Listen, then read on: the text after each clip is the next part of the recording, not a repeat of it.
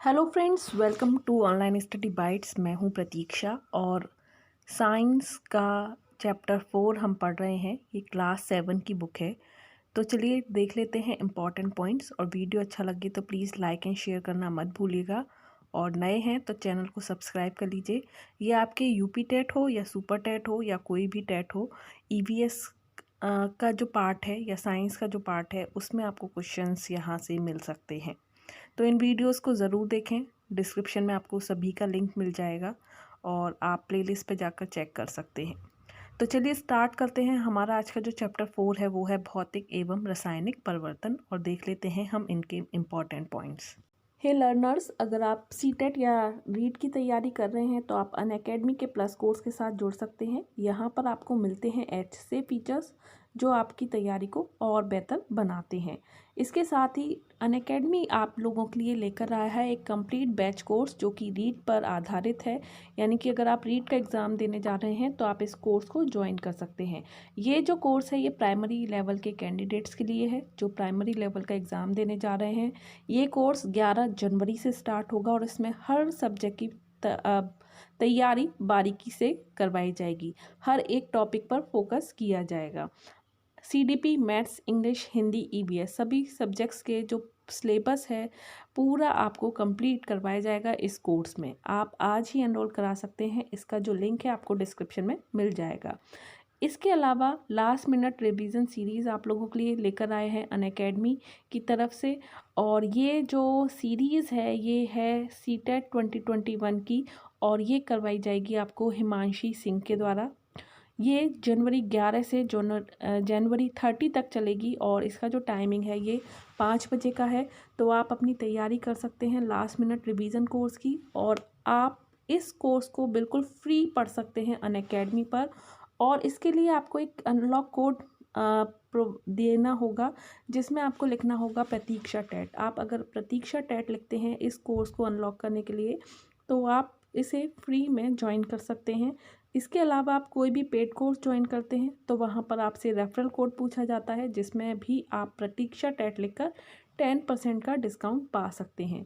तो कोई भी लाइव क्लासेस हो, टेस्ट हो, क्विज हो, उसमें आप प्रतीक्षा टेट ज़रूर लिखें और उसे अनलॉक करें। इसके साथ ही आप अगर कोई सब्सक्रिप्शन लेते हैं तो आप अपने टाइम पीरियड को चुनकर 1 मंथ, 3 मंथ, 6 मंथ या 12 मंथ या 24 मंथ्स का सब्सक्रिप्शन ले सकते हैं।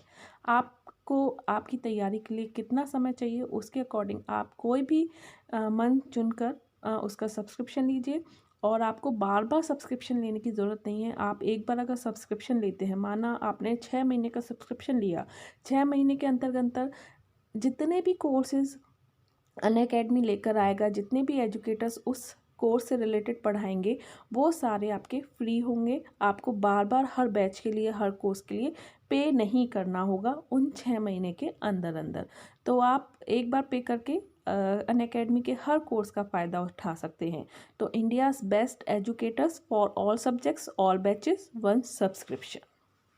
तो यहाँ हम भौतिक और रासायनिक परिवर्तन के बारे में पढ़ेंगे। दैनिक जीवन में हमें अपने आसपास बहुत से परिवर्तन दिखाई देते हैं। जैसे आपने देखा होगा, शरबत बनाने के लिए पानी में शक्कर घोला जाता है। तो शक्कर का जो विलयन है वह एक परिवर्तन है। दूध से दही जमना भी एक अन्य परिवर्तन है। दूध खट्टा हो जाता है, दूध का खट्टा होना भी एक परिवर्तन है। इसी तरह से यहाँ पर कुछ पदार्थ दिए हुए हैं और उनमें किस तरह से परिवर्तन देखा जा सकता है। परिवर्तन से पहले की स्थिति क्या थी और परिवर्तन होने के बाद की स्थिति यहाँ पर दी हुई है। जैसे मोम को अगर ऊष्मा में परिवर्तित किया जाए तो पहले मोम कैसा था, ठोस था, और ऊष्मा यानी कि जलने के बाद वो द्रव में परिवर्तित हो जाता है। जल कैसा होता है, द्रव होता है, और फ्रीज़र में अगर ठंडा कर दिया जाए तो उसकी स्थिति कैसी हो जाती है, ठोस में परिवर्तित हो जाती है। इसी तरह नमक, ओस की बूंद, नेफ्थलीन बॉल और फोटोक्रोमेटिक चश्मा, इन सभी चीज़ों के बारे में बताया गया है कि उनमें कुछ कारक कार्य करने के बाद उनकी जो स्थिति है वो परिवर्तित हो जाती है। तो यहाँ पर कुछ क्रियाकलाप दे रखे हैं। 2 चम्मच नमक लें, 1 कटोरी में थोड़ा पानी लेकर उसमें नमक को घोलें और इस घोल को तब तक गर्म करें जब तक सारा पानी वाष्पित ना हो जाए। आपको क्या दिखाई देगा? बीकर की तरी में सफ़ेद पदार्थ दिखाई देगा। यह जो पदार्थ है वह नमक है। तो यहाँ पर भौतिक परिवर्तन क्या है ये बताया गया है। भौतिक परिवर्तन में पदार्थ का रूप बदल जाता है परंतु कोई नया पदार्थ नहीं बनता है। भौतिक परिवर्तन के पश्चात सामान्यतः पदार्थ की पूर्व स्थिति पुनः प्राप्त की जा सकती है। जैसे हमने जल को फ्रीज में जमाया, यानी कि फ्रीज़र में आप जमाते हैं तो वह बर्फ़ में परिवर्तित हो जाती है, लेकिन अगर उसको हम बाहर निकालते हैं तो वह फिर से जल में परिवर्तित हो जाएगी, यानी कि अपनी पूर्व की स्थिति में हम उसको पुनः प्राप्त कर सकते हैं। तो ये जल से बर्फ़ बनना और बर्फ़ से जल बनना, ये जो परिवर्तन है इसको हम क्या कहेंगे? इसको हम भौतिक परिवर्तन कहेंगे। इसके अलावा रासायनिक परिवर्तन भी होता है। ठीक है, रासायनिक परिवर्तन क्या है? जैसे कागज कैसा होता है? सफ़ेद होता है, लेकिन अगर हम उसे जला दें, ज्वाला से संपर्क में आ जाए वो, तो वो जल के कैसा हो जाता है? काला हो जाता है। लेकिन ठंडा होने के बाद वो सफ़ेद नहीं हो सकता, यानी कि वह अपनी पूर्व की स्थिति में नहीं आ सकता। इसीलिए ये जो परिवर्तन होगा वो रासायनिक परिवर्तन होगा। चीनी को गर्म करते हैं, चीनी कैसी है? सफ़ेद होती है। गर्म करने पर कैसी हो जाती है? भूरी हो जाती है, लेकिन दोबारा वह सफ़ेद में परिवर्तित नहीं हो सकती। तो ऐसी चीज़ें जिनमें दोबारा परिवर्तन नहीं होता है, वह अपनी पूर्व की स्थिति में नहीं आती हैं, वह परिवर्तन क्या कहलाया जाता है? वह परिवर्तन रासायनिक परिवर्तन कहलाया जाता है। ऐसे ही चूने का ताज़ा पानी, स्टार्च और हल्दी भी रासायनिक परिवर्तन के द्वारा अलग परिवर्तित रूप में आ सकती है। जैसे हल्दी का रंग कैसा होता है? पीला। अगर साबुन के संपर्क में आती है तो उसका रंग कैसा हो जाता है? लाल हो जाता है। तो यहाँ पर एक और क्रियाकलाप दे रखा है, तो आप इसको पढ़ सकते हैं वीडियो को पॉज करके। ठीक है, इससे कि आपको पता चल जाए कि रासायनिक परिवर्तन कैसे कार्य करता है। रासायनिक परिवर्तन में एक या एक से अधिक नया पदार्थ बनता है जिससे सामान्यतया पूर्व पदार्थ को प्राप्त नहीं किया जा सकता। जैसे आपने देखा होगा जो दूध होता है, इसको हम जमाते हैं दही में, ये परिवर्तित हो जाता है। ठीक है, लेकिन दही को हम पुनः दूध में परिवर्तित नहीं कर सकते हैं। तो ये जो परिवर्तन है, ये कौन सा परिवर्तन कहलाया जाएगा? ये एक रासायनिक परिवर्तन कहलाया जाएगा। दूध से हमने एक नया पदार्थ बनाया है, दही। क्लियर? मोम का पिघलना तथा जमना भौतिक परिवर्तन है, जबकि मोमबत्ती का जलना रासायनिक परिवर्तन है। मोम का पिघलना, जमना, मोम पिघल जाता है, जम जाता है, तो वह अपने पूर्व स्थिति यानी कि मोम की स्थिति में ही आ जाता है, तो ये भौतिक परिवर्तन होगा। जब हम मोमबत्ती बना देते हैं तो मोमबत्ती जल जाती है और वो मोम की स्थिति में आती है, बिल्कुल पिघल जाती है, बिल्कुल मोमबत्ती की तरह नहीं रहती है, तो वो परिवर्तन क्या हो जाएगा? रासायनिक परिवर्तन हो जाएगा। तो यहाँ पर एक एग्जाम्पल दिया हुआ है मोमबत्ती का, थोड़ा सा आप समझ जाएंगे भौतिक परिवर्तन और रासायनिक परिवर्तन के बारे में। तो देखा आपने 4.1 पिक्चर में, ठोस मोम गर्म करने पर पिघल जाती है तथा बर्तन में हिलने डुलने लगती है और द्रव में परिवर्तित हो जाती है। पुनः ठंडा करने पर स्थिर या जम जाती है और ठोस में बदल जाती है। ये परिवर्तन भौतिक परिवर्तन है। 4.3 में आप देखेंगे, जब मोमबत्ती को प्रारंभ में जलाते हैं तो जलती हुई तीली को बत्ती के निकट लाना होता है और एक बार जब मोमबत्ती ठीक से जल जाती है तो उसे बुझाने के बाद तुरंत जलाने के लिए जलती हुई तीली जब मोमबत्ती से थोड़ी दूर पर ही रहती है तब भी मोमबत्ती जल जाती है। इस पूरी क्रियाकलाप में आप मोम के ठोस, द्रव व गैस तीनों ही अवस्था को देखते हैं। ठोस यानी कि खड़ी मोमबत्ती, द्रव यानी कि जलती लौ के नीचे अगर आप कटोरी नुमा संरचना में पिघली हुई मोम आपने कई बार देखी होगी, ये आप देख सकते हैं, इस तरह से पिघलती हुई मोम देखा होगा। और बुझाने के बाद बत्ती से निकलती मोम वाष्प जो सफ़ेद धुएं के रूप में आती है, ये यहाँ पर तीनों ही जो अवस्था है पदार्थ की वो आप देख सकते हैं। वास्तव में मोमबत्ती में मोम वाष्प ही जलती है, तभी तुरंत बुझी मोमबत्ती के निकट जलती तीली की लौ ले जाने से लौ को मोम वाष्प दूर से ही खींच लेती है और मोम वाष्प का जलना अर्थात मोमबत्ती का जलना एक रासायनिक क्रिया है, क्योंकि मोम वाष्प वायुमंडल की ऑक्सीजन से क्रिया करके एक नया पदार्थ बनाती है। मोम प्लस ऑक्सीजन बनाती है कार्बन डाइऑक्साइड प्लस जल। ग्लूकोज का जल में घुलना एक भौतिक परिवर्तन है, जबकि कली चूने का जल में घुलना एक रासायनिक परिवर्तन है। तो यहाँ पर आपको चैप्टर में भौतिक परिवर्तन और रासायनिक परिवर्तन के बारे में ही पढ़ने को मिलेगा, ठीक है। और यहाँ आप देख सकते हैं एक और क्रियाकलाप दे रखा है, तो काफ़ी सारे क्रियाकलाप के द्वारा आपको समझाया गया है। बच्चों के लिए है, तो बच्चे आसानी से समझ जाएंगे कि क्या होता है भौतिक परिवर्तन और रासायनिक परिवर्तन। फिटकरी के रवे का बढ़ना भौतिक परिवर्तन है, जबकि चने के बीज का पौधे के रूप में बढ़ना एक रासायनिक परिवर्तन है। तो सिंपल सी बात है, अगर वह अपनी पूर्व अवस्था में आ जाता है परिवर्तन के बाद, तो वो भौतिक परिवर्तन कहलाया जाएगा, और अगर वो पूर्व अवस्था में नहीं आता है तो वो एक रासायनिक परिवर्तन कहा जाएगा। यहाँ एक और चीज़, गर्म जल से भरे डिब्बे पर ठंडा पानी डालना भौतिक परिवर्तन है, जबकि सोडियम पर ठंडे पानी की क्रिया रासायनिक परिवर्तन है। क्यों है ये आप यहाँ पर क्रियाकलाप में पढ़ सकते हैं। वीडियो को पॉज करके एक बार ज़रूर पढ़ लें, आपको बहुत अच्छे से समझ में आ जाएगा। तो सोडियम प्लस जल Na प्लस H2O क्या हो जाएगा, sodium hydroxide plus hydrogen gas NaOH H2।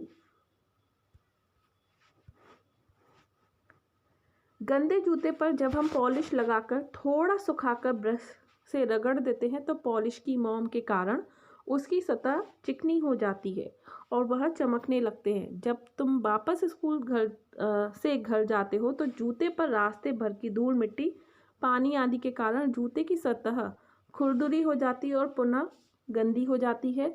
जूते पर पॉलिश से चमकना एक भौतिक परिवर्तन है, क्योंकि ये क्या आ गया, अपनी पुनः जो पूर्व की स्थिति थी उसमें आ चुका है, तो ये भौतिक परिवर्तन हो गया। इसी प्रकार अधिकांशतः बरसात के समय रात्रि में जुगनू का चमकना एक रासायनिक परिवर्तन है। यह चमक जुगनू के पेट में उपस्थित पदार्थ ल्यूसीफेरिन, एटीपी, मैग्नीशियम आयन एवं ऑक्सीजन की परस्पर रासायनिक क्रिया से उत्पन्न होते हैं। तो ये पॉइंट आप ध्यान रखें। लोहे और गंधक के चूर्ण का मिश्रण बनना भौतिक परिवर्तन और मिश्रण को गर्म करना रासायनिक परिवर्तन है।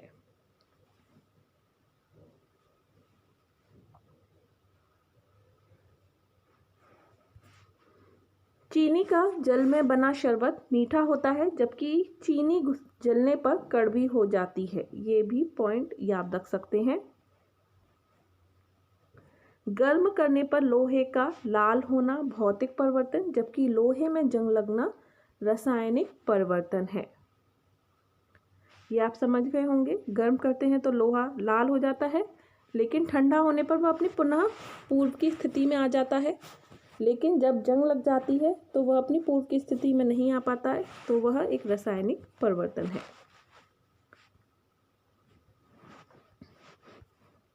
भौतिक और रासायनिक परिवर्तन में अंतर देख लेते हैं, जिससे कि आपको और भी अच्छी तरह से क्लियर हो जाएगा। वह परिवर्तन जिसमें परिवर्तन के पश्चात पदार्थ को पुनः पूर्व अवस्था में प्राप्त किया जा सके वह भौतिक परिवर्तन, और वह परिवर्तन जिसमें परिवर्तन के पश्चात पदार्थ को पुनः पूर्व अवस्था में आसानी से प्राप्त न किया जा सके वह क्या होगा, रासायनिक परिवर्तन।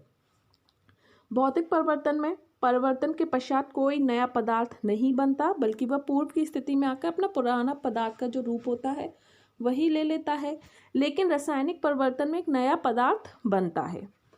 भौतिक परिवर्तन में यह परिवर्तन अस्थायी होता है, यानी कि थोड़ी देर के लिए होता है, क्योंकि वह बाद में अपने पूर्व के पदार्थ के रूप में आने वाला होता है।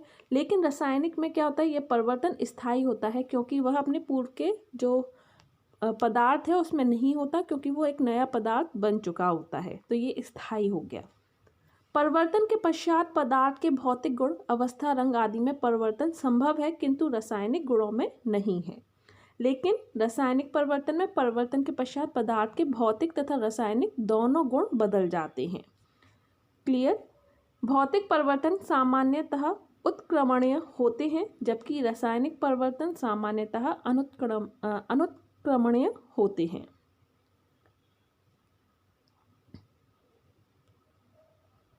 तो यहाँ पर देखेंगे पदार्थ ऑक्सैलिक अम्ल सुई की आकृति, टार्टरिक अम्ल मकड़ी के जाले की आकृति और साइट्रिक अम्ल तारे की आकृति।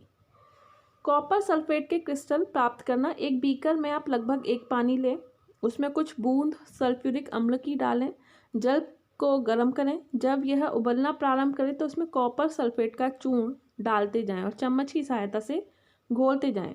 जब घुलना बंद हो जाए तो अन्य बीकर में विलयन को फिल्टर पेपर से छान लें, बीकर की स्थित स्थान पर रख दें।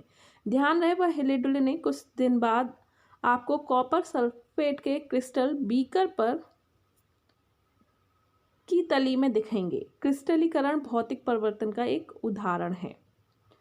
सामान्यतया प्रत्येक रासायनिक पदार्थ के क्रिस्टलों की एक विशिष्ट आकृति होती है, जो उसकी विशिष्ट पहचान भी होती है। तो यहाँ पर आकृति आपको बता दी गई है। कौन कौन सी आकृति, यानी कि ऑक्सैलिक अम्ल की जो आकृति होती है क्रिस्टल की, वो सुई की आकृति की तरह होती है। टार्टरिक अम्ल की मकड़ी के जाले की आकृति की तरह और साइट्रिक अम्ल की तारे की आकृति की तरह ही होती है। तो यहाँ पर हमने क्या क्या सीखा? भौतिक परिवर्तन में पदार्थ के भौतिक गुण जैसे आकार का आमाप यानी कि साइज, अवस्था, रंग आदि में परिवर्तन होता है। रासायनिक परिवर्तन में एक या एक से अधिक नए पदार्थ बनते हैं। भौतिक परिवर्तन में कोई नया पदार्थ नहीं बनता। भौतिक परिवर्तन सामान्यतः उत्क्रमणीय होते हैं। रासायनिक परिवर्तन में मूल पदार्थ का पुनः आसानी से प्राप्त नहीं किया जा सकता। भौतिक परिवर्तन में पदार्थ की आणविक संरचना में परिवर्तन नहीं होता। रासायनिक परिवर्तन में पदार्थ की आणविक संरचना में परिवर्तन होता है। क्रिस्टल का आकार किसी पदार्थ का विशिष्ट गुण होता है और क्रिस्टल किसी पदार्थ का शुद्धतम रूप है। तो यहाँ पर अभ्यास प्रश्न है 2, इनको हम सॉल्व करके देखते हैं। क्वेश्चन है भौतिक परिवर्तनों में, तो इसका जो सही आंसर होगा, तो ऑप्शन देख लेते हैं कौन कौन से ऑप्शन यहाँ दिए हुए हैं। पदार्थ के अणुओं में परिवर्तन होता है, पदार्थ के अणुओं में कोई परिवर्तन नहीं होता, नया पदार्थ बन जाता है या कोई परिवर्तन नहीं होता है। तो भौतिक परिवर्तनों में कोई परिवर्तन नहीं होता है। ऑप्शन द इसका सही होगा। दूसरा जो क्वेश्चन है, निम्नलिखित में से कौन सा रासायनिक परिवर्तन है? तो ऑप्शन है कोयले को पीसकर पाउडर बनाना, कागज के बड़े टुकड़े को छोटे छोटे टुकड़ों में बांटना, कागज का जलना या कांच की बोतल का टूटना।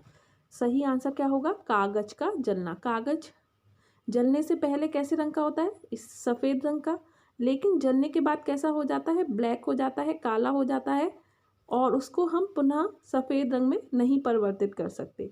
इसलिए कौन सा होगा? ये रासायनिक परिवर्तन होगा। तो ऑप्शन स इसका सही आंसर है।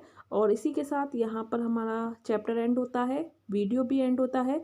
वीडियो अच्छा लगे तो लाइक एंड शेयर ज़रूर कीजिएगा। अभी के लिए इतना ही, नेक्स्ट वीडियो में मिलते हैं। Bye bye, take care and thanks for watching.